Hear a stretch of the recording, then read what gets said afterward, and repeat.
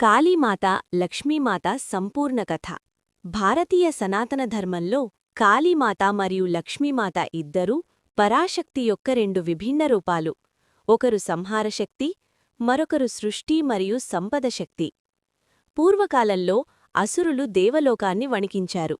రక్తబీజుడు అనే అసురుడు, అతని రక్తపు బొట్టు నేలపై పడితే వేలాది రక్తబీజులు పుట్టేవారు. దేవతలందరూ భయపడిపోయి పరమేశ్వరిని ప్రార్థించారు. అప్పుడు దుర్గామాత కళ్లనుంచి ఉగ్రరూపంలో కాళీమాత అవతరించింది. కాళీమాత నలుపు వర్ణంతో నాలుక బయటికి వచ్చి చేతల్లో ఖడ్గం పట్టుకుని అసురులను సంహరించింది. రక్తబీజుడి రక్తం నేలపై పడకుండానే తాగుతూ అతణ్ణి సంహరించింది. ఈ రూపం అహంకార నాశనం, చెడు శక్తుల సంహారంకు ప్రతీకగా నిలిచింది. ఆమె పాదాల క్రింద శివుడు పడుకుని ఉండటమంటే అహంకారం శక్తి ముందు తలవంచాలి అన్నార్థం. ఇదే పరాశక్తి మరో రూపం లక్ష్మీమాత.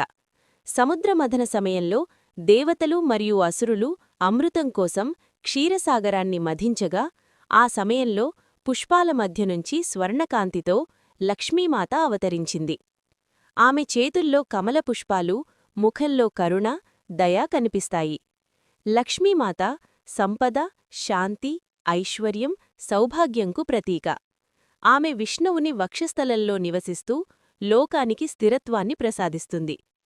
మనిషి కష్టపడి సంపాదించిన ధనం ధర్మబద్ధంగా ఉండాలంటే లక్ష్మీ అనుగ్రహం అవసరం.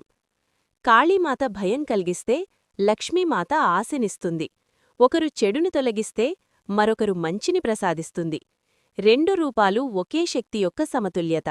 అందుకే శక్తి ఉపాసనలో ఈ రెండు మాతలకు అత్యంత ప్రాముఖ్యత ఉంది. చెడు నాశనం కావాలంటే కాళీమాత, మంచి, సంపద, శాంతి రావాలంటే లక్ష్మీమాత. ఇద్దరినీ సమంగా పూజిస్తే జీవితం సంపూర్ణమవుతుంది. వీడియో నచ్చితే లైక్ చేయండి. మరిన్ని భక్తి కథల కోసం సబ్స్క్రైబ్ చేయండి. మీ అభిప్రాయాన్ని కామెంట్ చేయండి.